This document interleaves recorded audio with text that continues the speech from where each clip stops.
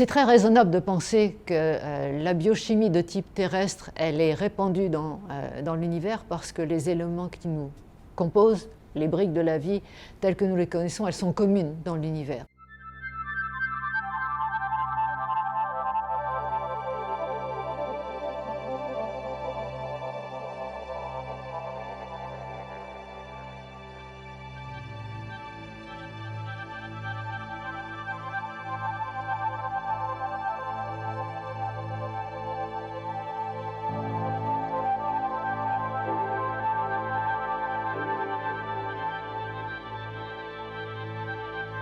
Dire que la vie n'existe pas ailleurs, c'est d'autant plus une absurdité statistique à l'heure actuelle, compte tenu du nombre d'exoplanètes que nous venons de découvrir, que nous continuons de découvrir tous les jours.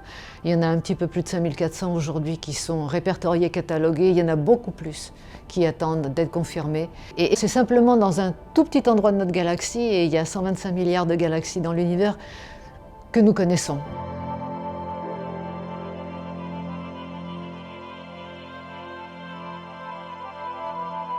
Les milieux extrêmes terrestres, ça reste quand même notre type de vie, même si les microbes, ils n'ont pas de jambes, de bras, etc. C'est quand même la même biochimie que la biochimie terrestre. Et c'est très raisonnable de penser que la biochimie de type terrestre, elle est répandue dans l'univers parce que les éléments qui nous composent, les briques de la vie telles que nous les connaissons, elles sont communes dans l'univers. Mais ça ne veut pas dire que c'est la seule.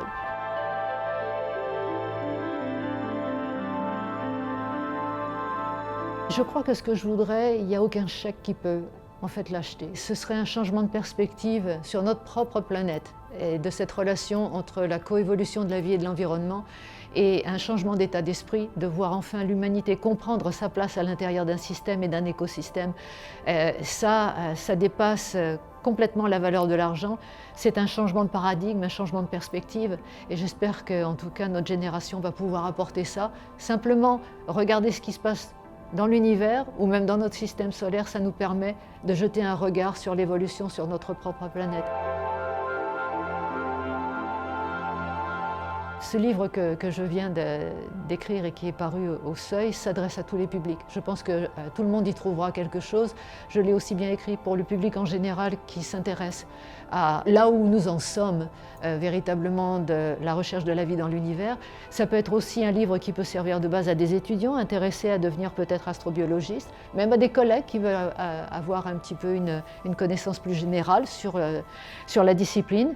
Et puis j'ai pensé aussi aux parents qui peuvent extraire de temps en temps une petite histoire à l'intérieur du livre.